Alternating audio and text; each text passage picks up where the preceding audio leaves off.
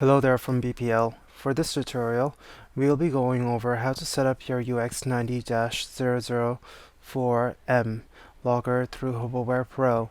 If you don't have the software installed already, you can find a free version on Onset's webpage. Before we jump in, let's get familiar with what we're trying to achieve. By the end of this video, we want to give the logger a name that is associated with the motor it is mounted on. Set their internal sensor to log state change. Set the deployment to a scheduled start.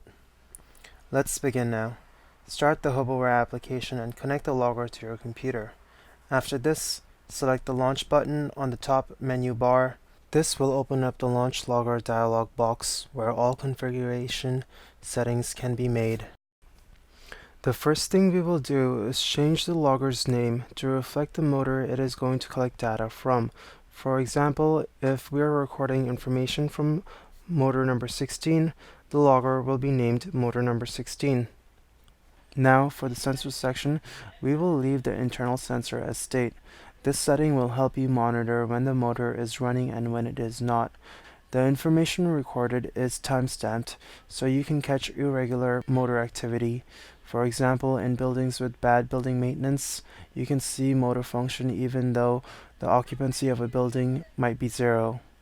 For the label value, we can also enter motor number 16 so that the recorded information is respectively associated to the motor it has collected data from. For the state description, we will leave it as on and off. Finally, for the deployment row, we will change the start logging from now to scheduled start. For the purpose of this tutorial, we will imagine this logger will start collecting data from midnight and will stop logging after 2 weeks from January 16, 2018. You can select day, month, year, and hour to change once it is highlighted blue. Under the stop logging, if you do not assign an end date, the logger will collect data up to the point when it is connected to a computer and data is extracted. So remember to specify an end date. Finally, now that all these settings are adjusted, you can send your parameters to the logger by clicking the Delayed Start button. The logger is now ready to be mounted and it will stand on standby until the internal clock hits 12 a.m.